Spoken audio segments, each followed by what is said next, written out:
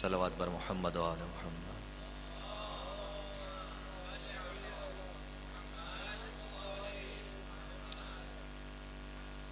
آج شہید ہونے والے شہداء کے لیے اور تمام شہداء ملت جعفریہ کے لیے رحم اللہ من قرأ الفاتح۔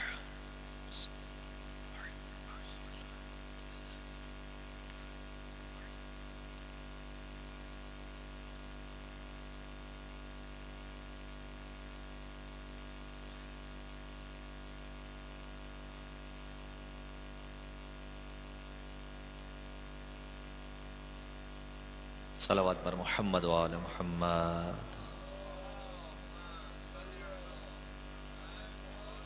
اعوذ باللہ من الشیطان اللعین الرجیم، بسم اللہ الرحمن الرحیم، لا حول ولا قوة الا باللہ العلی العظیم، حسبنا اللہ ونعم الوکیل، نعم المولا ونعم النصیر، وبه نستعین وهو خیر معین، والعاقبۃ للمتقین، والجنة للموحدین، والنار للعاصین، والصلاة والسلام على اشرف الانبیاء والمرسلین، الذي ارسله بالهدى ودین الحق ليظهره على الدین كله، سیدنا و نبینا و شفیع ذنوبنا و طبیب نفوسنا و مولانا و مولا الثقلین جد الحسن والحسین ابی القاسم محمد،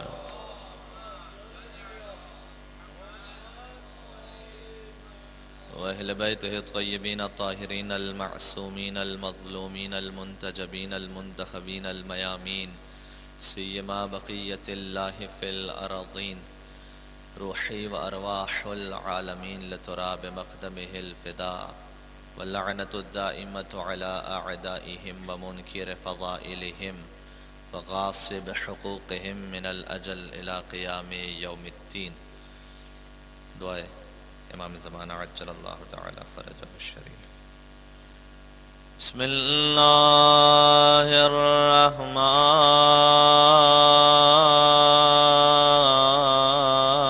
الرحیم، اللہم کل ولیک حجت ابن الحسن، صلواتک علیہ وعلی آبائہ فی هذه الساعة وفی کل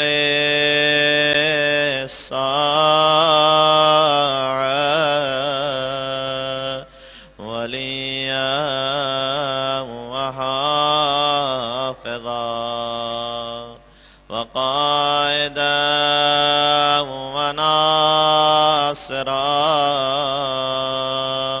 ودلیلا وعینا، حتى تسكنه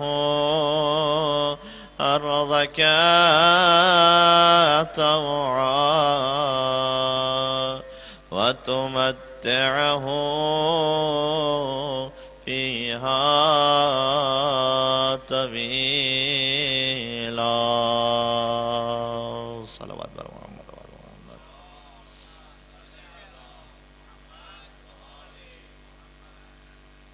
اما بعد، فقد قال اللہ الحکیم فی کتابہ المجید، بسم اللہ الرحمن الرحیم، ولا تقتلوا النفس التي حرم الله إلا بالحق ومن قتل مظلوما فقد جعلنا لوليه سلطانا۔ صلوات پر محمد و آل محمد۔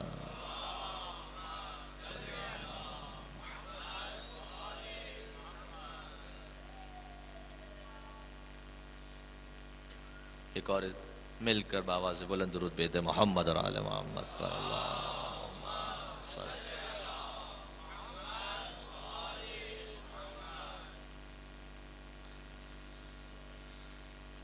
مجلس کے آغاز میں سلام پیش کرتے ہیں ان جانثاروں پر جنہوں نے اپنی جانوں کا نذرانہ سید الشہداء کی خدمت میں پیش کیا ہے، اور یہ سلسلہ ہم سب جانتے ہیں، کہنے کی ضرورت نہیں ہے کہ جب تک مولا امام زمانہ علیہ السلام کا ظہور نہ ہو جائے، اللہم صلی علی محمد وعلی محمد،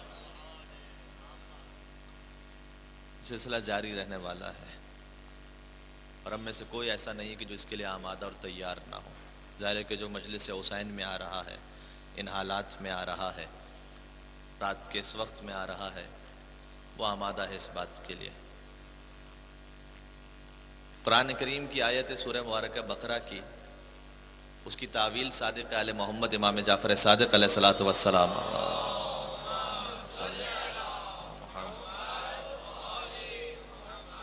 مولا نے بیان فرمائی ظہور امام زمانہ کے بارے میں۔ آیت بڑی مشہور ہے، وَلَنَبْلُوَنَّكُمْ بِشَيْءٍ مِّنَ الْخَوْفِ وَالْجُوعِ وَنَقْصٍ مِّنَ الْأَمْوَالِ وَالْأَنفُسِ وَالثَّمَرَاتِ وَبَشِّرِ الصَّابِرِينَ الَّذِينَ إِذَا أَصَابَتْهُم مُّصِيبَةٌ قَالُوا إِنَّا لِلَّهِ وَإِنَّا إِلَيْهِ رَاجِعُونَ، کہ ہم یقیناً تمہارا امتحان لیں گے۔ چھٹے امام نے ارشاد فرمایا کہ اللہ کہنا یہ چاہتا ہے، اس آیت کی تعویل بیان فرمائی، ایک ہے تفسیر اور قرآن کی ایک ہے تعویل۔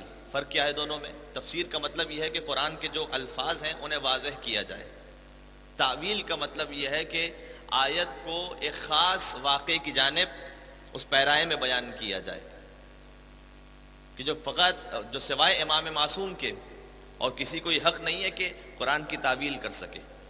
تفسیر تو امام کی روشنی میں بہت سے افراد نے کی ہے، لیکن تعویل کا حق امام معصوم کو حاصل ہے۔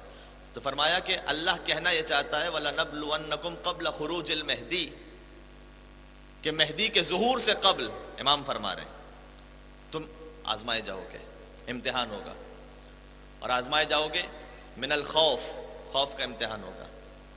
آپ سے بڑھ کر خوف کا امتحان کون سمجھ سکتا ہے؟ خوف کی فضا ہے۔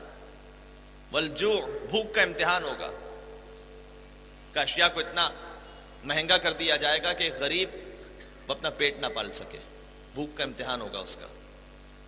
اور آخری زمانے میں جو حالات روایات میں بیان کیے گئے ہیں کہ حلال کا 1 درہم کمانا مشکل ہوگا اور حرام کے 100 درہم کمانا آسان ہوں گے، یہ بھوک کا امتحان۔ من الاموال، من نقص الاموال والانفس والثمرات، مال کی کمی ہو جائے گی، اور امام نے کہا کہ جان کا امتحان ہوگا، جو آیت میں آیا ہے کہ ظہور امام زمانہ سے پہلے اتنی کثرت کے ساتھ اموات ہوں گی کہ روایت کا جملہ یہ ہے کہ ایک شخص کو کسی جانور کی طرح ذبح کر دیا جائے گا، اور اس کے پاس سے گزرنے والا اسے مڑ کر دیکھے گا نہیں کہ میرے برابر میں کون مارا گیا۔ کثرت کے ساتھ یہ ہوگا، لہذا مجھے اور آپ کو اس کے لیے تیار رہنا ہے۔ حتیٰ روایت میں آیا کہ اگر تم کسی بل میں جا کر چھپو گے تو اس بل سے نکال کر تمہیں مارا جائے گا۔ ہاں، کیا کہنے اس موت کے کہ جو فرش عزائے حسین پر آ جائے۔ موت تو ویسے ہی آنی ہے، لیکن ظہور امام زمانہ سے قبل نام حسین ابن علی کے ساتھ موت آ جائے۔ بہت خوب کہا کسی نے کہ جو حسین کے نام پر مرتا ہے، کہ ذکر شبیر میں وہ لوگ جو مر جاتے ہیں، آج مجلس میں ہوا نا سلسلہ، یہ مومنین شہید ہو گئے، ذکر شبیر میں وہ لوگ جو مر جاتے ہیں، یوں سمجھ لیجئے پردیس سے گھر جاتے ہیں۔ اللہ،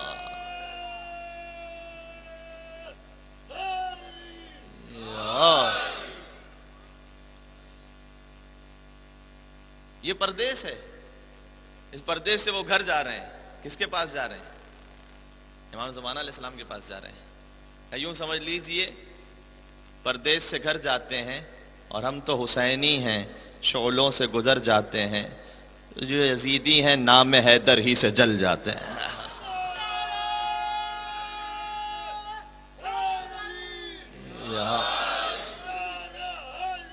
یا علی،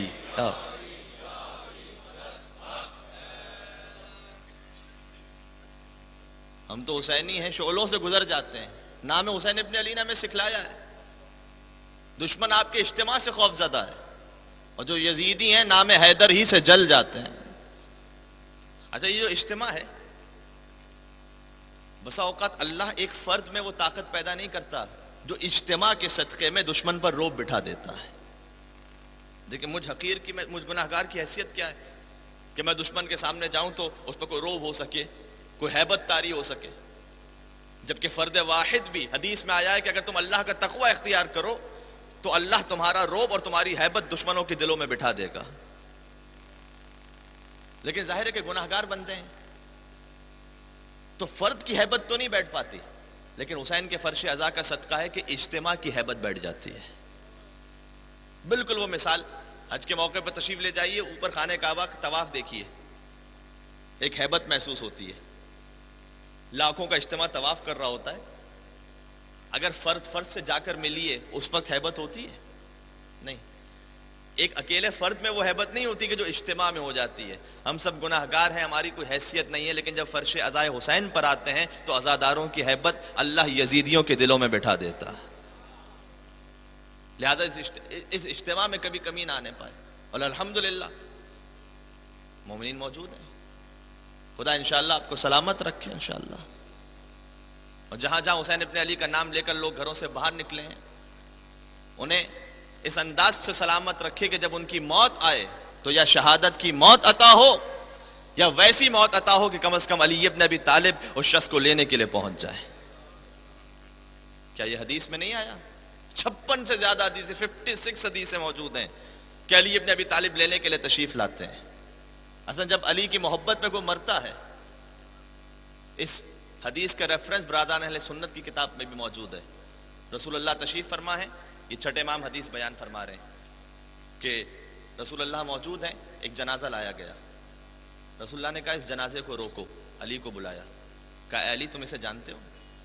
کہ یا رسول اللہ اس کا نام ریاح ہے اور یہ آل نجار سے ہے، میں جانتا ہوں اسے۔ کہا اے علی یہ کون تھا؟ کہ یا رسول اللہ مجھ سے اتنی محبت کرتا تھا کہ جب مجھے دیکھتا تھا تو ادب اور تواضع کے ساتھ کھڑا ہو جاتا تھا، یہ مجھ سے محبت کرتا تھا۔ رسول اللہ نے کہا کہ اے علی تجھ سے محبت کے صدقے میں واللہ خدا کی قسم شیعہ 70,000 ملکن، اس وقت جو اس کا جنازہ جا رہا ہے یہ انسانوں کو نہ دیکھو، اللہ نے 70,000 ملائکہ کو اس کے جنازے پر نازل کیا ہے۔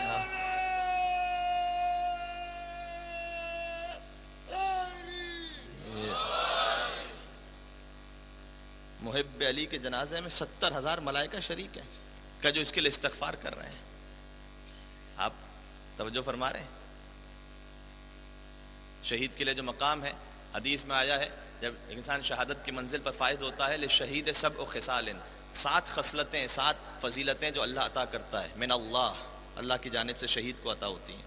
اس میں سے پہلا کیا ہے؟ اول قطرۃ دم، پہلا خون کا قطرہ، مغفور لہ کل ذنب، پہلا قطرہ زمین پر گرتا ہے اللہ اس کے تمام گناہوں کو معاف کر دیتا ہے۔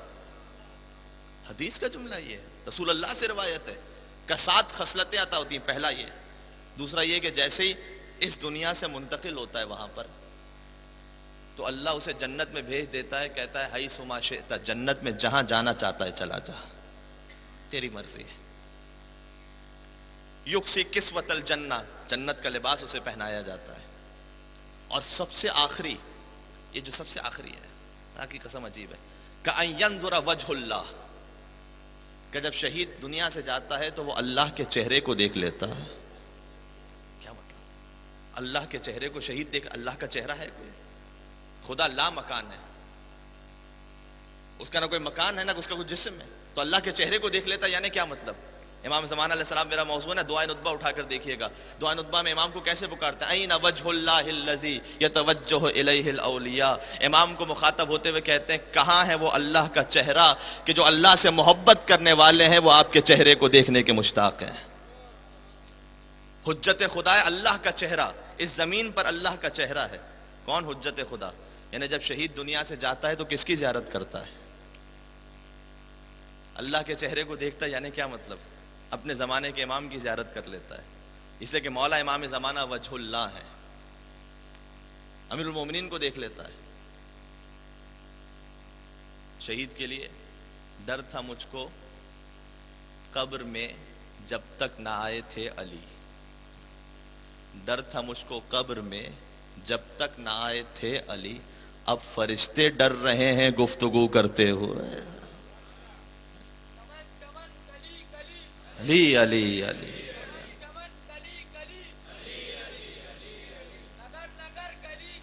علی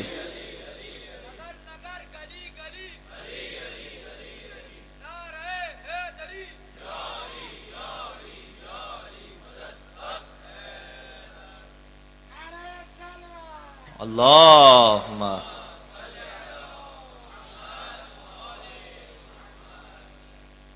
اور جب ملائکہ کسی کے جنازے میں آتے ہوں گے تو اس جنازے میں کیا کہتے ہوں گے؟ ہم اور آپ کو کیا سکھلایا گیا ہے کہ جب مردے کے جنازے میں جاؤ تو کیا پڑھو؟ 5 تکبیریں ہیں نا. آخری تکبیر میں کیا ہے؟ اس دعا میں ہے کہ اللہم انا لا نعلم منہ الا خیرا، پروردگار میں مرنے والے کے بارے میں خیر اور اچھائی کے علاوہ کچھ نہیں جانتا. میں کسی کے جنازے پر کہوں کہ خیر کے علاوہ کچھ نہیں جانتا، یہ اور بات ہے. محب علی کے جنازے میں ملائکہ نازل ہو کر کہیں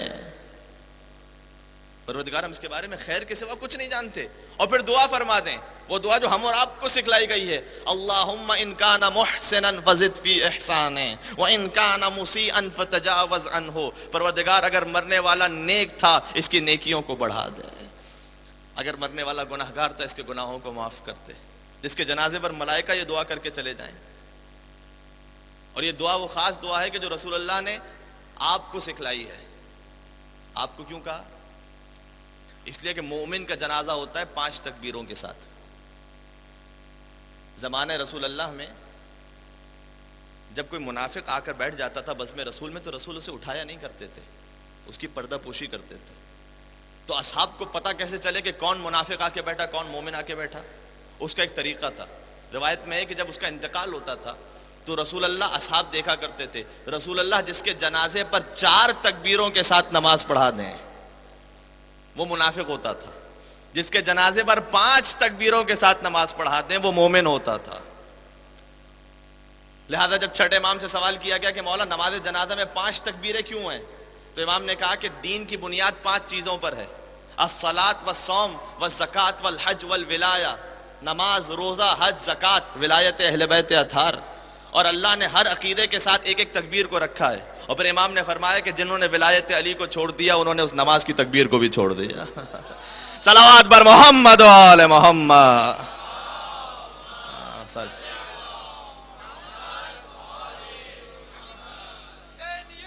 زندہ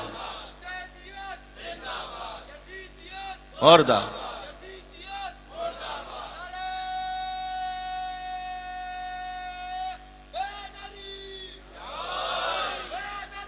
یا علی.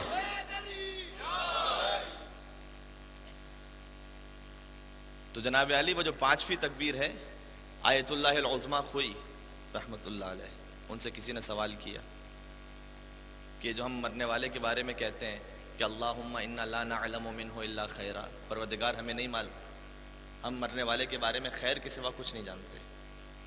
تو بہت سے مرنے والے ایسے ہوتے ہیں کہ ہم جانتے ہیں جن کے بارے میں بہت کچھ. بہت سے بغض ہوتا ہے کہ جو کتنے لوگ ہوتے ہیں کہ جو مردے پہ نکال رہے ہوتے ہیں، ساری دشمنی آ کر جنازے پہ نکلتی ہیں. تو جب جنازہ رکھا ہوا کوئی آ نہیں رہا پڑھنے کے لیے، کیوں؟ انہوں نے ہمارے ماموں کے ساتھ یہ کیا تھا. لہذا بہت سے لوگوں کے بارے میں ہم جانتے ہیں، مثلا جھوٹ بولتا تھا خدا نخواستہ کوئی، مثلا نماز نہیں پڑھتا تھا، کیا اس کے جنازے پر کہہ سکتے ہیں پروردگار اس کے بارے میں خیر کے سوا کچھ نہیں جانتے؟ آیت اللہ العظمیٰ کوئی نے کہا کہہ سکتے ہیں. اب مرض تقلید ہیں، کوئی ویسے کوئی کام ذاکر خطیب تو نہیں کہ جس نے اپنے جوش خطابت میں کہہ دیا ہو، کہہ سکتے ہیں. قبلہ کیا جھوٹ کہیں کسی کے جنازے پر کہ ہم اس کے بارے میں خیر کے سوا کچھ نہیں جانتے؟ کہا نہیں، یہاں تم خیر سے سمجھے کیا ہو؟ نماز خیر ہے، روزہ خیر ہے، حج خیر ہے، زکوٰۃ اور خمس خیر ہے، لیکن یہاں جنازے میں جسے خیر کہہ رہے ہو وہ خیر فروع دین نہیں ہے، یہ علی ابن ابی طالب کی محبت ہے. تم جنازے میں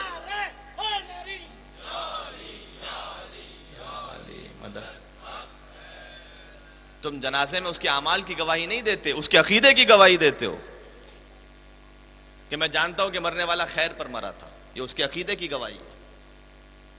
لہذا عزیزان گرامی، بس بات کو جہاں سے شروع کیا تھا کہ سید الشہداء کی عزاداری میں یہ مصائب ہیں جو ہم افتخار کے ساتھ اسے جھیلتے رہیں گے، اور یہیں سے ہمیں اس سرخ ماضی سے سبز مستقبل تک پہنچنا ہے.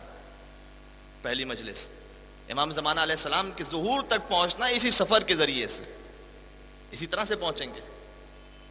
اچھا، کامیاب کون ہے؟ کربلا والوں میں کامیاب کون تھا؟ جو کربلا والوں میں کامیاب تھا وہی ظہور امام زمانہ کے وقت کامیاب ہوگا. دونوں کی صفات مشترک ہیں. کربلا میں سب سے زیادہ کامیاب وہ تھا جو اپنے امام کا جتنا زیادہ وفادار تھا. یہ صفت ہے، کربلا والوں کی صفت ہے. آپ تاریخ کربلا اٹھا کر دیکھیے. کربلا عاشور کا دن خدا کی قسم عجیب دن ہے. جس دن فوج حسینی، فوج یزیدی، کتنے ہی کیسز ایسے ہیں بھائی بھائی کے مقابلے میں، دو سگے بھائی، ایک حسین کے لشکر میں ہے، ایک یزید کے لشکر میں ہے. ابن غرازہ اور عبداللہ ابن غرازہ دو بھائی ہیں. عمر ابن غرازہ سید الشہداء کے لشکر میں، اس کا بھائی یزید کے لشکر میں. کتنے ہی ایسے عجیب سینیریوز ہیں واقعہ عاشور کے دن. استاد اور شاگرد مقابلے پر ہے، دوست اور دوست مقابلے پر ہے. حبیب ابن مظاہر کہتے ہیں جب جہاد کرنے کے لیے پہنچے تو ایک شخص نظر آیا. حبیب نے اسے غور سے دیکھا، کہا کہ یہ تو ہمارے محلے کا شخص لگتا ہے. اسے سوال کیا کہ تو میرا دوست تھا میرے محلے میں، تو یہ یزید کے لشکر میں کیا کر رہا ہے؟ اس نے جواب دیا تم حسین کے لشکر میں کیا کر رہے ہو؟ کیا تو نے نہیں سنا کہ حسین ابن علی کے لیے رسول اللہ نے ارشاد فرمایا تھا کہ الحسن والحسین سیدہ شباب اہل الجنہ؟ کہا کہ ہاں سنا ہے، لیکن اگر یزید کے لشکر میں جاؤں گا تو یزید فلاں مقام کی حکومت دینے والا ہے، فلاں مراد دینے والا ہے. اچھا، دوست دوست کے مقابلے میں ہے، بھائی بھائی کے مقابلے میں، استاد شاگرد کے مقابلے میں. بریر حمدانی جب لڑنے کے لیے پہنچے تو یزید کے لشکر سے ایک شخص آتا ان کا مقابلہ کرنے کے لیے جس کا نام تھا معقل، میم عین قاف لام معقل. معقل نے آ کر بریر کو دیکھا، کہا اے بریر تمہاری شکل جانی پہچانی لگتی ہے.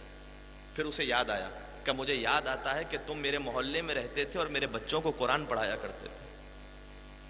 بریر وہ ہیں کہ جن کے بارے میں مولا نے گواہی دی ہے کہ جو 3 راتوں میں پورا قرآن ختم کیا کرتے تھے، قرآن کی تلاوت کرنے والے تھے. کہا کہ ہاں، بریر نے کہا کہ میں نے تیرے بچوں کو بھی قرآن پڑھایا، تجھے بھی قرآن پڑھایا. استاد حسین کے لشکر میں ہے، شاگرد یزید کے لشکر میں ہے. بریر نے نصیحت کی، نہیں مانی اس نے. بریر نے کہا کہ تو نصیحت نہیں مانتا تو آجا مباہلہ کر لیتے ہیں، جو جھوٹا ہو اس پر اللہ کی لعنت ہو. کہا جو جھوٹا ہو وہ پہلے واصل جہنم ہو، مارا جائے، اس لیے کہ جھوٹا تو جہنم ہی میں جائے گا نا. بریر نے معقل پر حملہ کیا، معقل نے بریر پر حملہ کیا. بریر کا پہلا وار ہوا، معقل واصل جہنم ہو گیا. جیسے ہی معقل مرتا ہے، عمر سعد کی فوج سے لوگ منظر دیکھ رہے تھے. انہوں نے کہا کہ بریر نے دعا کی تھی، دعا قبول ہو گئی. اس کا مطلب یہ ہے کہ بریر حق پر ہے. ہمت تو نہ کر سکے کہ یزید کی فوج چھوڑ کر حسین کی فوج میں آتے، لیکن کم از کم عمر سعد کی فوج کو چھوڑ کر چلے گئے. کہا نہیں، بریر حق پر ہے، ہم ساتھ نہیں رہ سکتے. تو کربلا کا دن امام سے وفا کا دن ہے. میرا بھائی ہو، میری اولاد ہو، میرا شاگرد ہو، میرے خاندان والا ہو، سب ہاتھ. امام زمانہ علیہ السلام کا صحابی کون بن سکتا ہے جس پہ وفائے امام ہو؟ وہ وفائے امام. دیکھیں، امام سے کامل وفا یہ نہیں ہے، معذرت کے ساتھ ایک جملہ کہوں گا، فرش عزا پر آ کر بیٹھنا اور فقط اپنی زندگی اور اپنی دنیا کے لیے دعا کر کے چلے جانا، اس کا مطلب یہ ہے کہ میں نے فرش عزا کو فقط اپنی دنیا کے لیے استعمال کر لیا. یعنی اگر میں نے فرش عزا پر بیٹھ کر فقط یہ دعا کی کہ پروردگار تو مجھے دولت دے دے، پروردگار مجھے اولاد دے دے، پروردگار گھر کی سلامتی دے دے، یہ دعا مانگے ضرور مانگے، میں اس سے انکار نہیں کر رہا، لیکن ہمیں اس سے بڑھ کر مانگنا ہے. فرش عزا پہ بیٹھ کے کیا مانگنا ہے؟ فقط اپنی دنیا کے لیے نہیں. مولانا کیا مانگیں؟ سید الشہداء سے کہیے کہ اے مولا آپ کی ماں فاطمہ زہرا کے در کی نوکری دے دے مجھے، میری زندگی میں کوئی ایسا کام ہو جائے کہ جس سے آپ کی والدہ گرامی راضی ہو جائیں.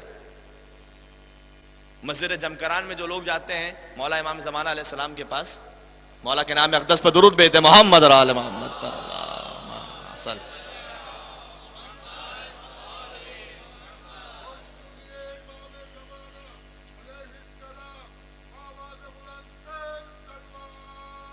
اللہم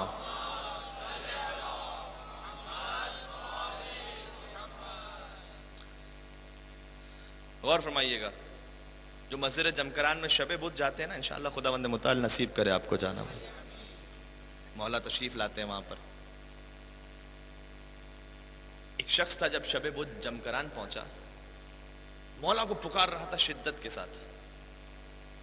مولا نے اپنا دیدار اسے کروایا۔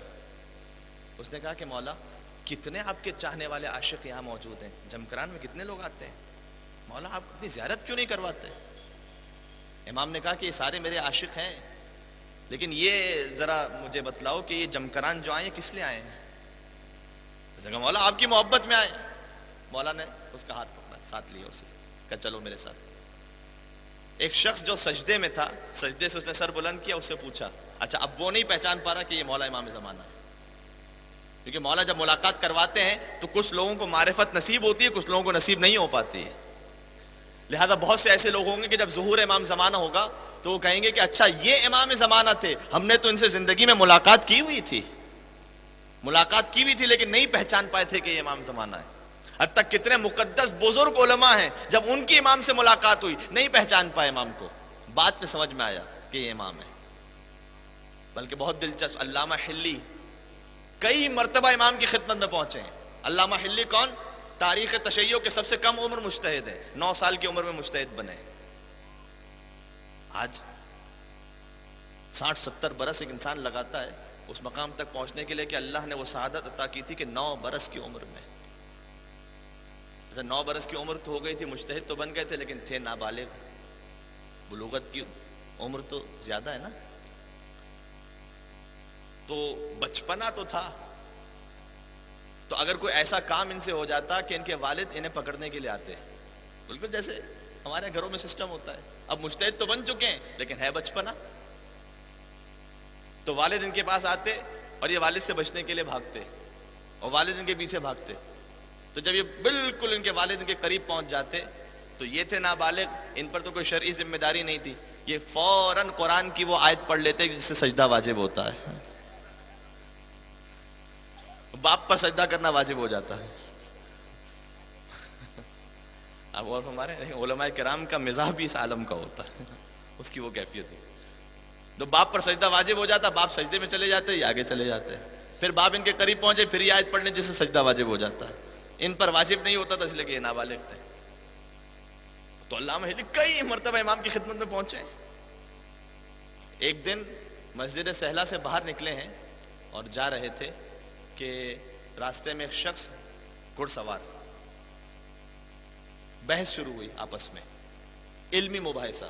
علامہ حلی مجتہد ہیں لیکن حلی نے فوراً محسوس کیا کہ یہ تو کوئی وہ ہے کہ جس کا علم مجھ سے بہت بڑھ کر ہے، اور حیران ہو رہے ہیں کہ مجھ سے زیادہ کوئی دنیا میں علم رکھنے والا ایسا موجود ہے، نہیں پہچان پا رہے کون ہے۔ یہاں تک کہ بات ہوتی رہی، آخر میں علامہ حلی کو کچھ شبہ ہونا شروع ہوا، دل میں خیال آیا کہ کہیں یہ میرے زمانے کے امام تو نہیں ہے۔ اب پوچھیں کیسے؟ بھئی آپ کے ساتھ کوئی جا رہا ہو تو کوئی جرأت کرے گا پوچھنے کی کہ مثال کے طور پر نعوذ باللہ تم امام زمانہ ہو؟ تو علامہ حلی پوچھے کیسے؟ تو حلی نے کہا کہ اگر امام زمانہ ہوں تو کتنا بہترین موقع ہے کہ ان کے قدموں پر اپنا سر رکھ دو۔ لہذا کہا کہ اگر نہیں بھی ہو امام تو کیا حرج ہے، بھئی کسی مومن کے قدموں میں ہی رکھا ہوگا، اور اگر امام ہو تو پھر کیا ہی کہنے۔ لہذا حلی جا رہے ہیں گھوڑے پر اور ساتھ میں وہ شخص موجود ہے، جان بوجھ کر اپنے ہاتھ سے ایک چیز گرائی علامہ حلی نے گھوڑے سے، اور اسے اٹھانے کے بہانے جھکے اور گویا اپنا ہاتھ مولا کے قدموں تک پہنچانا چاہتے تھے کہ اس شخص نے ہاتھ پکڑ لیا حلی کا اور کہا حلی کیا کرنا چاہتے ہو؟ کہا کہ اگر میں آپ کو پہچان نہیں پا رہا، اگر آپ وہی ہیں جو میں سمجھ رہا ہوں تو آپ کے قدموں کا بوسہ لینا چاہتا ہوں۔ کہا اے حلی اس وقت تیرا ہاتھ تیرے زمانے کے امام کے ہاتھ میں موجود ہے۔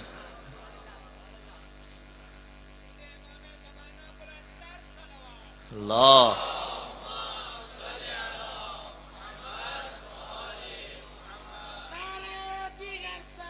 اللہ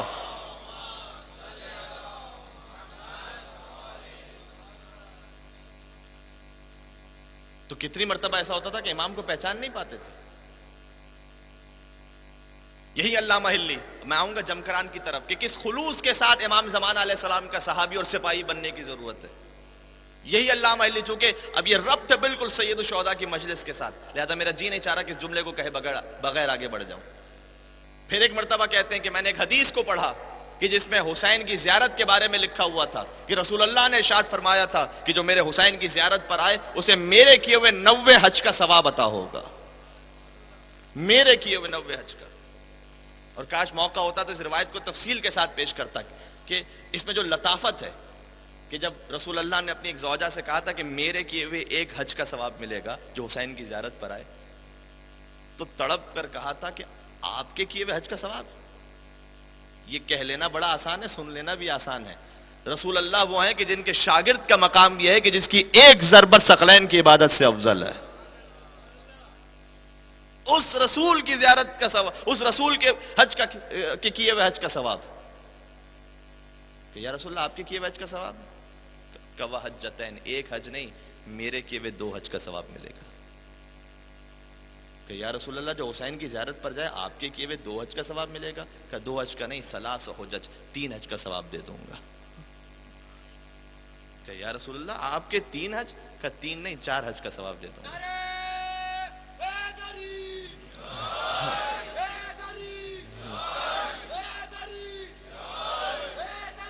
یا علی اللہ.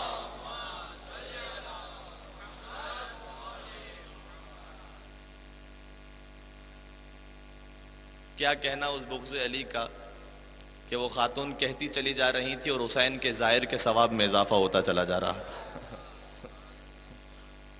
کدورت ہو تو سچی بات بھی مانی نہیں جاتی، کہ چشمے کور تک سورج کی تابانی نہیں جاتی. اب اتنا بھی نہ اپنے کو بگاڑو بغض حیدر میں. کچھ لوگوں کی شکلیں ہی ایسی بن جاتی ہیں، کیا کیا جائے نا.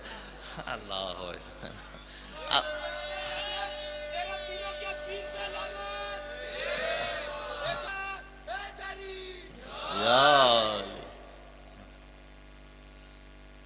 اچھا ماحول کچھ زیادہ ہی گرم ہو گیا اس وقت. صحیح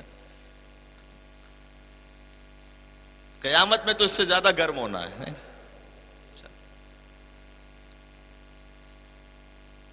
تو کدورت ہو تو سچی بات بھی مانی نہیں جاتی. اب زبان پر آ گیا تو مکمل کر لوں کہ چشمے کور تک سورج کی تابانی نہیں جاتی. اب اتنا بھی نہ اپنے کو بگاڑو بغض حیدر میں کہ خود تم سے تمہاری شکل ہی پہچانی نہیں جاتی.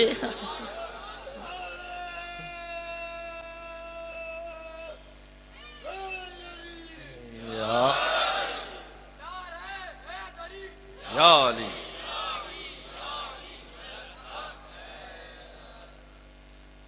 تو انہوں نے کہا یا رسول اللہ 4 حج کا ثواب، کہ 5 حج، 5 حج کا ثواب. کہ 5 حج کا ثواب، 6 حج کا ثواب، 6 حج کا ثواب، 7 حج کا ثواب، 7 حج کا ثواب، 8 حج کا ثواب، یہاں تک کہ بات پہنچی میرے کیے ہوئے 90 حج کا ثواب بتاؤ. بس اس کے بعد چین آ گیا انہیں. علامہ ہلی نے اس حدیث کو پڑھا، یا رسول اللہ جو حسین کا ظاہر ہو اسے 90 حج کا ثواب. یا اللہ یہ حدیث نہیں معلوم صحیح ہے ضعیف ہے.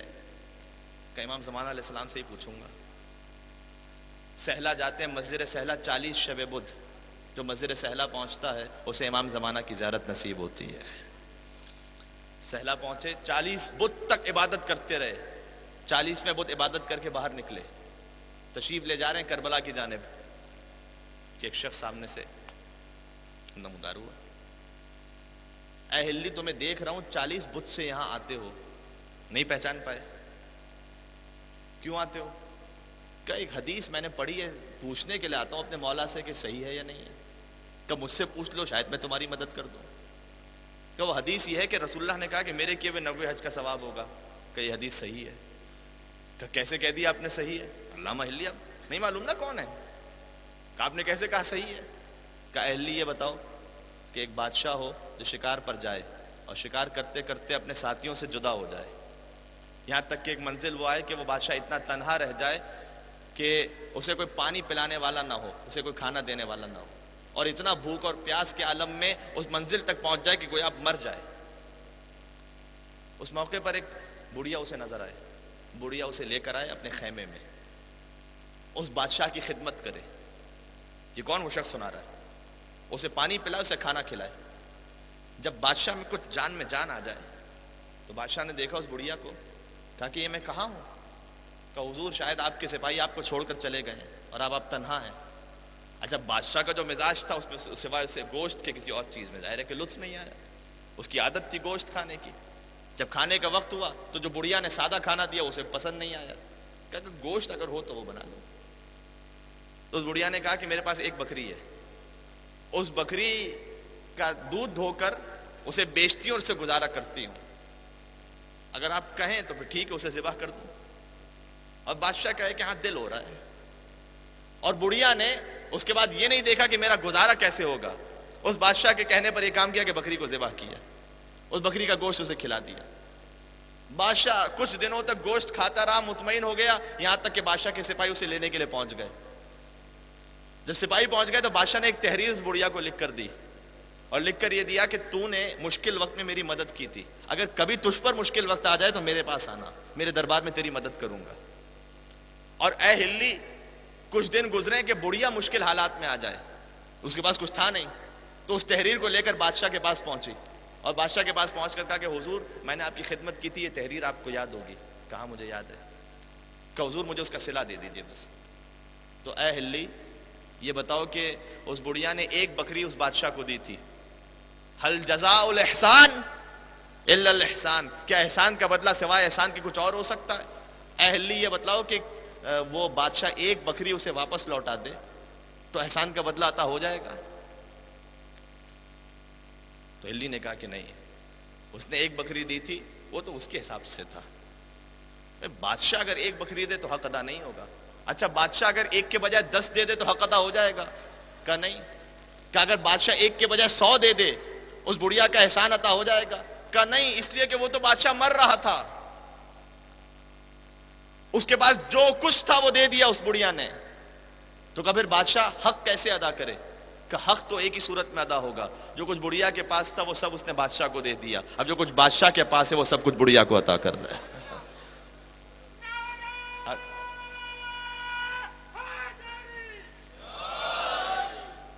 کہا کس طرح ادا ہوگا؟ علامہ ہلی نے جیسے یہ جملہ کہا تو شخص نے سوال کیا کہ اے ہلی یہ بتلا عاشور کے دن بچا کیا تھا جو میرے جد نے خدا کو دیا نہ ہو؟ اللہ اکبر۔ روایت کون سی تھی؟ روایت یہ تھی کہ 90 حج کا ثواب حسین کے ظاہر کے لیے۔ یہ اتنا زیادہ ثواب کیوں ہے حسین کے عزادار کے لیے کہ عزادار کی آنکھ سے آنسو بہتا ہے، اور پروردگار کا وعدہ ہے چاہے اس کے گناہ ریت کے ذروں کے برابر ہوں یا سمندر کے قطروں کے برابر ہوں، اللہ اسے معاف کر دیتا ہے۔ یہ کیوں ہے سوال؟ کہ اے ہلی کچھ بچا تھا عاشور کے دن جو میرے جد نے دیا نہ ہو؟ سب کچھ دے دیا۔ جب حسین نے سب کچھ دے دیا، حق اس وقت عطا ہوگا کہ جب اللہ بھی حسین کو اپنا سب کچھ عطا کر دے۔ اب خدا کی رضا حسین کے لیے، خدا کی جنت حسین کے لیے، خدا کا روز قیامت حسین کے لیے، پل صراط سے گزرنا حسین کی مرضی سے، جنت میں داخل ہونا حسین کی مرضی سے، لہذا جتنا ثواب ہو وہ کم ہے اور ہمارے یہاں۔ لیکن آئیے فرش عزا پر خلوص کے ساتھ اختتام کر رہا ہوں مجلس، آج زیادہ نہیں پڑھنا چاہتا۔ میں اور آپ میں سے بہت سے ایسے افراد ہیں کہ جو فرش عزا پر آئے ہیں، خلوص کے ساتھ آئے ہیں، لیکن چونکہ علم کی کمی ہے نا، معرفت کی کمی ہے، فقط دنیا مانگ کر یہاں سے اٹھ جاتے ہیں۔ امام زمانہ علیہ السلام کا صحابی کون ہوتا ہے؟ امام نے کہا مسجد جمکران میں اس سے پوچھو یہ کیوں آیا ہے؟ اس نے کہا کہ میری جاب چھوٹ گئی ہے، میں مولا سے جاب مانگنے کے لیے آیا ہوں۔ اس کے بعد مولا اسے لے کر آگے بڑھے، ایک اور شخص کو اٹھایا، کہا تم کیوں آئے ہو؟ کہا کہ میں بے اولاد ہوں، میں اولاد مانگنے کے لیے آیا ہوں۔ آگے بڑھے، تم کیوں آئے ہو؟ کہا گھر میں جھگڑے بہت ہیں، مولا سے دعا کرنے کے لیے آیا ہوں، گھر کے جھگڑے ختم ہو جائیں۔ اچھا بس اسی لیے آئے ہو؟ کہا بس مولا یہ دعا قبول کر لے۔ یہاں تک کہ ایک بہت مومن شخص چہرے پر نور کے آثار تھے، اس سے سوال کیا کہ تم کیوں آئے ہو؟ کہ جمکران میں آیا ہوں، سوائے اس کے کوئی اور مقصد ہو سکتا ہے کہ میرے امام زمانہ مجھ سے راضی ہو جائیں؟ کہ یہ ہے میرا سب سے سچا چاہنے والا. فرش عذا پر اولاد بھی مانگیے، رزق بھی مانگیے، گھر کی سلامتی بھی مانگیے، ترقی بھی اپنی مانگیے، سب کچھ یہاں سے عطا ہوگا، لیکن سب سے بڑھ کر حسین سے وفا کو مانگیے گا یہاں سے. میں حسینی بننے کے لیے یہاں آیا ہوں، میں امام زمانہ کا چاہنے والا، ان کا عاشق بننے کے لیے یہاں آیا ہوں. امام زمانہ علیہ السلام مدد فرمائیں گے. مولا کا عاشق بننے کے لیے کیا ضروری ہے؟ کل میں نے جملہ عرض کیا تھا فضائل کے پہلو میں، آج وہی اخلاقیات کے پہلو میں. جو جتنا رجس ہوگا وہ اتنا امام زمانہ سے دور ہوگا. کیا مجھے آپ کی زندگی میں رجس نہیں ہے؟ اس رجس کو اپنے آپ سے دور کر لیجیے گا. اصلا ہم اور آپ نہیں چاہتے کہ امام زمانہ ہمارے گھر میں تشریف لائیں؟ چاہتے ہیں نہیں چاہتے؟ کون مومن ایسا ہوگا؟ اصلا جو مومن گھر پہ مجلس عزا برپا کرتا ہے اس کا سب سے بڑا مقصد یہ ہوتا ہے کہ مولا امام زمانہ میرے گھر میں تشریف لے آئے. ہم سب بلانا چاہتے ہیں نا مولا کو. آپ اپنے گھر میں مولا کو بلانا چاہتے ہیں. ساتھ میں امام جب قید خانے میں ہے، وہ شدید قید 14 برس کی کہ پاؤں پھیلا نہیں سکتے مولا، بلند ہو نہیں سکتے مولا. خدا کی قسم ایک دن گزار کر ذرا امتحان کیجیے گا کبھی اس بات پر. ایک دن بھی زیادہ کہہ رہا ہوں، جنہیں سفر زیارت نصیب ہوا ہے، جب بسوں کا سفر ہوتا ہے 12 گھنٹے کا سفر ہوتا ہے، جب بس سے اترتے ہیں تو پیر کی کیفیت کیا ہوتی ہے؟ درد کر رہے ہوتے ہیں نا پاؤں، اس لیے کہ پیر پھیلائے نہیں ہوتے. جس نے 14 برس اس عالم میں گزارے ہوں، جس نے 14 برس اس عالم میں گزارے ہوں کہ وہ بلند نہ ہو سکتے ہوں، جس نے 14 برس اس عالم میں گزارے ہوں کہ جب امام کا ایک چاہنے والا آتا ہے اور زندان بان سے کچھ اسے رشوت دے کر یہ کہتا ہے کہ میں اپنے مولا کی زیارت کرنا چاہتا ہوں، تو مجھے زیارت کروا دے اپنے مولا کی. اور اس نے دریچہ کھول دیا جو زندان کی طرف کھلتا تھا، اور اس چاہنے والے نے دور سے دیکھا تو اسے کہا کہ مجھے میرے مولا نظر نہیں آ رہے. کہ تجھے کیا نظر آ رہا ہے؟ کہ ایک کپڑا بچھا ہوا ہے جو نظر آ رہا ہے. اللہ اکبر. کہ یہ کپڑا نہیں بچھا ہوا، یہ تیرے مولا باب الحوائج موسیٰ کاظم علیہ السلام. اس شدید قید میں مولا امام موسیٰ کاظم ہے. ایک شخص آتا ہے مولا کے پاس جس کے تعلقات تھے، ہارون الرشید سے تعلقات تھے. آتا کہتا ہے مولا اس شدید زندان سے میں آپ کو بچا تو نہیں سکتا، آپ کی قید میں نہیں ختم کروا سکتا، لیکن ایک میں آپ کا چاہنے والا ہوں، ایک آپ کے ساتھ میں یہ کام کر سکتا ہوں کہ آپ کو یہاں سے منتقل کر دوں ایک اچھے گھر میں. مولا کو لے کر گیا، ایک اچھے مقام پر منتقل کر دیا. کچھ دن بعد مولا نے اسے بلایا کہ مجھے اسی زندان میں منتقل کر دے، مجھے یہاں نہیں رہنا. کہ مولا یہ گھر یہاں گھر کھلا ہوا ہے، سورج کی روشنی ہے، ہوا کا گزر ہے، زندان منتقل کر دوں؟ کیوں؟ کہ اس لیے کہ جس گھر میں تو نے رکھا ہے وہ تو امام علیہ السلام وہاں موجود تھے، وہاں تو سوال ہی نہیں پیدا ہوتا. لیکن جو برابر ہمسائے گھر ہے اس سے مسلسل میوزک اور گانے کی آواز آتی ہے، غنا کی آواز آتی ہے. تیرے امام کے لیے وہ زندان زیادہ پسند ہے کہ جہاں سختی ہے، لیکن تیرا امام اس آواز کو برداشت نہیں کر سکتا کہ جس میں لہو و لعب موجود ہو. جملہ گزارش کر دوں، کہیں امام زمانہ مجھے اور آپ کے گھروں کو دیکھ کر یہ نہ کہہ دیں کہ میرے لیے وہ زندان بہتر ہے تیرے گھر سے، کہ تیرے گھر میں لہو و لعب کی آواز آ رہی ہے. تیرے گھر میں کیسے آؤں؟ تو سال کے 365 دن میں ایک دن مجلس کرتا ہے، باقی دن کیا ہوتا ہے؟ تیرے گھر کیسے قدم رکھو؟ فرش عزا پر یہ مانگ کے جائیے گا. شیطان کتنا ہی طاقتور کیوں نہ ہو، جب آپ رحمان کے وسیلے سے مانگیں گے تو عطا ہوگا. مولا ہر برائی دور ہو جائے، میں آپ کا خادم بن جاؤں. اور جو امام زمانہ کا خادم بننا چاہے نا، جس میں تواضع انکساری، مولا امام زمانہ کی خاطر، مولا کریم ابن کریم ہے، فاطمہ زہرا کی اولاد میں سے مولا. حدیث کا جملہ ہے، امام زمانہ کو پکارنا ہو تو یبن الزہرا کہہ کر پکارو، اے زہرا کے فرزند ادرکنی، میری مدد کیجیے گا.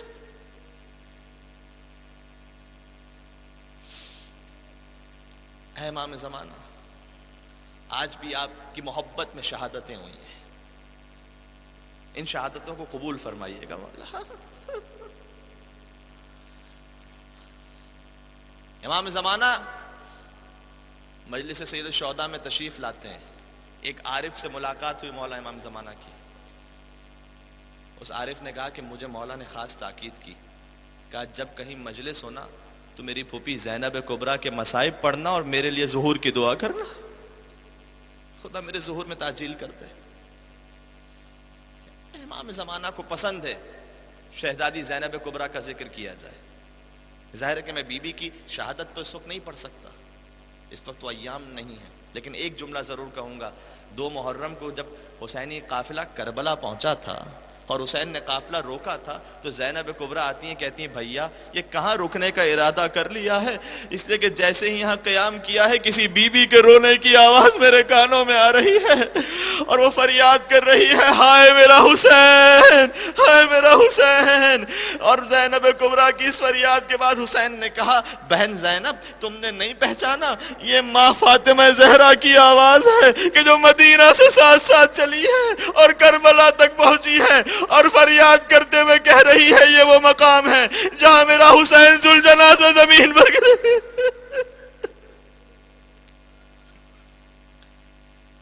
شہزادی زینب کبریٰ کا دل نہیں معلوم، اس دکھی زینب کبریٰ کے دل پر کتنے مصائب ٹوٹے ہیں۔ اللہ اکبر۔ ایک روایت اور پیش کر دو فقط امام زمانہ کے ظہور کی دعا کے لیے، اس لیے کہ مولا کا حکم تھا، عارف کو کہا تھا کہ زینب کبریٰ کا ذکر کرنا اور میرے ظہور کی دعا مانگنا۔ اس بیوی نے ہر مصیبت برداشت کی تھی، لیکن شام غریبہ ایک موقع ایسا آیا کہ تڑپ کر اپنے بھیا ابوالفضل عباس کو پکارا تھا۔ اور وہ موقع کون سا موقع تھا؟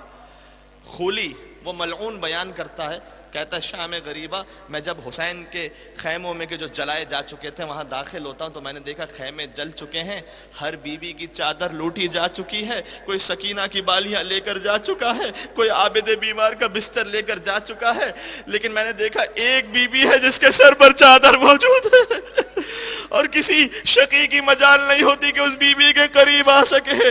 میں نے دیکھا میرے پاس کچھ لینے کے لیے بچا نہیں ہے، میں نے اس چادر کو اے شقی تیرے ہاتھ ٹوٹ جاتے ہیں، تو فاطمہ زہرا کی بیٹی کی چادر بنا دے۔ کہتے ہیں میں نے چادر زینب کو چھیننا چاہا لیکن بی بی نے ایک طرف سے چادر کو تھام لیا، چادر کو تھام لیا تھا۔ خولی جوان ہے، زینب بوڑھی ہو چکی ہے لیکن عباس کی بہن ہے زینب۔ خولی کہتا ہے میں چادر لیتے لیتے تھک گیا، میں چادر لے نہ سکا، لیکن میں نے دیکھا مجھے کربلا کی زمین پر ایک پتھر نظر آیا۔ میں اگلا جملہ کہہ نہ پاؤں گا، خدا کی قسم اب جس میں جتنا دم ہے وہ روتا جائے۔ میں نے وہ پتھر اٹھایا اور کچھ دیر بعد ثانیہ زہرا کی پیشانی سے خون جاری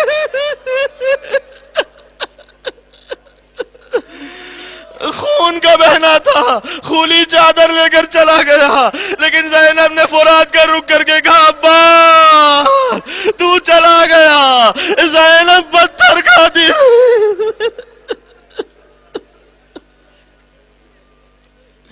اے مولا امام زمانہ آپ کی آنکھوں میں آنسو ہیں، زینب کبریٰ کا ذکر ہوا ہے۔ مولا یہ ظالم دنیا ظلم کرتی رہے گی جب تک آپ کا ظہور نہ ہو جائے۔ مولا آپ کے چاہنے والے منتظر ہیں، ہمیں یہ سعادت عطا ہو سکے کہ آپ کے سچے ناصر بن سکیں، سچے سپاہی بن سکیں انشاءاللہ مولا کے۔ زینب کبریٰ یہ عجیب بہن ہے۔ حسین کا ایک سپاہی پہنچا ہے، وہ سپاہی جسے حسین نے خود خط لکھ کر بلایا ہے، من حسین ابن علی ابن ابی طالب الى رجل فقیہ حبیب ابن مظاہر۔ کھانا تناول فرما رہے تھے کہ دق الباب ہوتا ہے، اپنی زوجہ سے کہا ایسا لگتا ہے کہ کسی بھوکے نے یاد کیا ہے، کسی پیاسے نے یاد کیا ہے۔ باہر تشریف لے جاتے ہیں، خط لے کر آتے ہیں، خط میں ایک جملہ لکھا تھا، فقط ایک جملہ ہے، لا تبخل علینا بنفسک، اے حبیب فرزند رسول کی نصرت میں کوتاہی نہ کرنا، ہو سکے تو میرے پاس پہنچ جاؤ۔ اور پھر اس کے بعد بعض علماء کہتے ہیں ایک جملے کا اضافہ تھا، حبیب ویسے تو میں تجھے زحمت نہ دیتا لیکن میں کیا کروں، علی و فاطمہ کی بیٹیاں میرے ساتھ موجود ہیں۔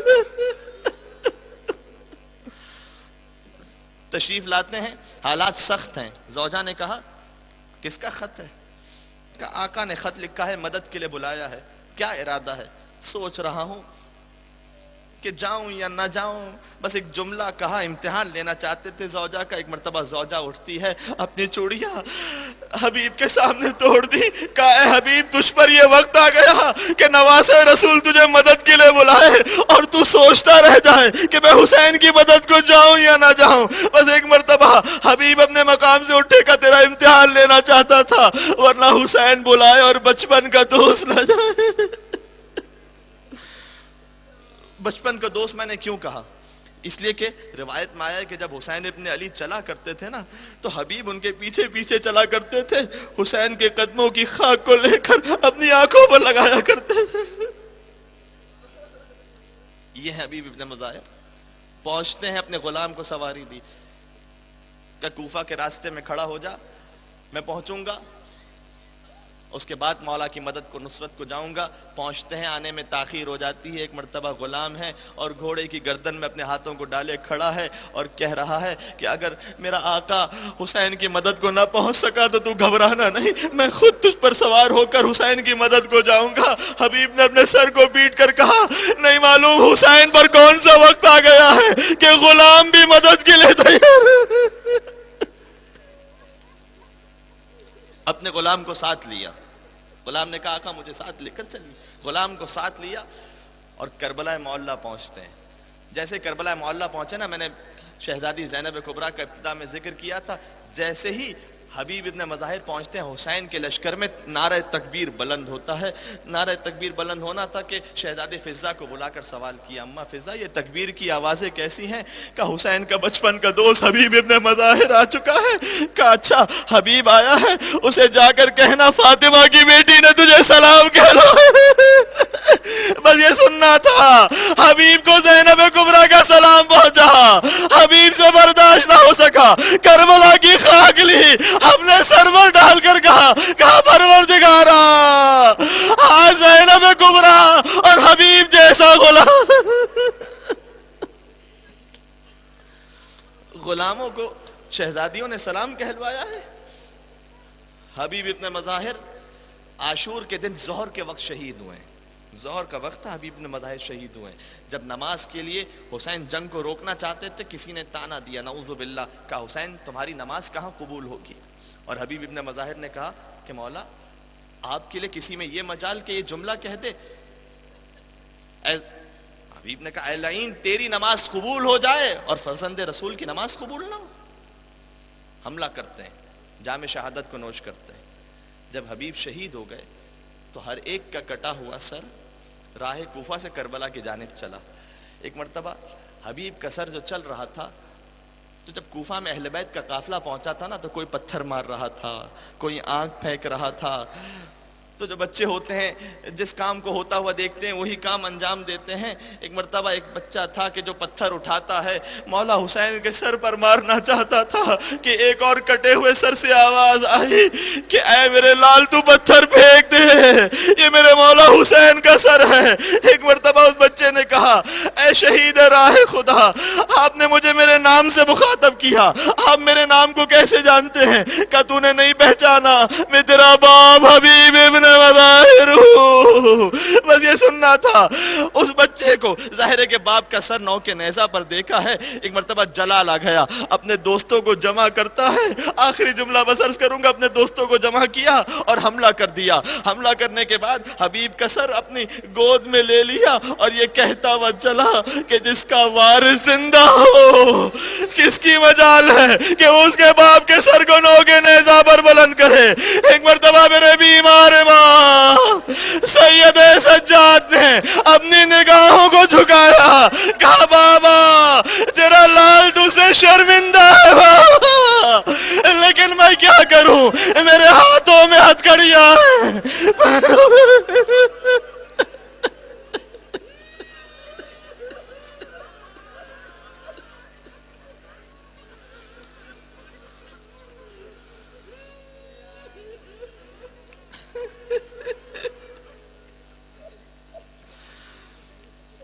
شب دعائے توسل ہے، شب بود مولا سے توسل کرنے کی رات ہے، سب مل کر میرے ساتھ ساتھ جس کی جو حاجت جو تمنا ہو، اور مولا آپ کے سچے سپاہی، آپ کے سچے عاشقین میں شمار ہو سکے، مولا امام زمانہ قبول کر سکے انشاءاللہ۔ یا ابا عبداللہ یا حسین ابن علی ایھا الشہید یا ابن رسول اللہ یا حجت اللہ علی خلقہ یا سیدنا و مولانا انا توجہنا واستشفعنا وتوسلنا بك إلى الله وقدمناك بين يدي حاجاتنا يا وجيها عند الله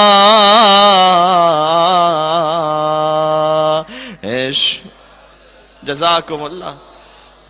ایک دعا بھی مولا سیر سجاد کا ذکر ہوا ہے نا، مولا حسین مظلوم عالم تھے، لیکن آپ حسین کے اب حرم میں جائیے تو وہاں مزار ہے، وہاں روشنی ہے، وہاں گنبد ہے، پھر ابھی امام امام سید سجاد، وہاں پر نہ کوئی زری ہے نہ کوئی مزار ہے، وہاں مولا کا نام لینے کی اجازت نہیں ہے، وہاں ماتم نہیں ہو سکتا۔ جنت البقیع کے مزارات کی آبادی کے لیے سب مل کر یا وجیہان عند اللہ اشفع لنا ظہور امام زمان یا وجیہان عند اللہ اشفع لنا عند اللہ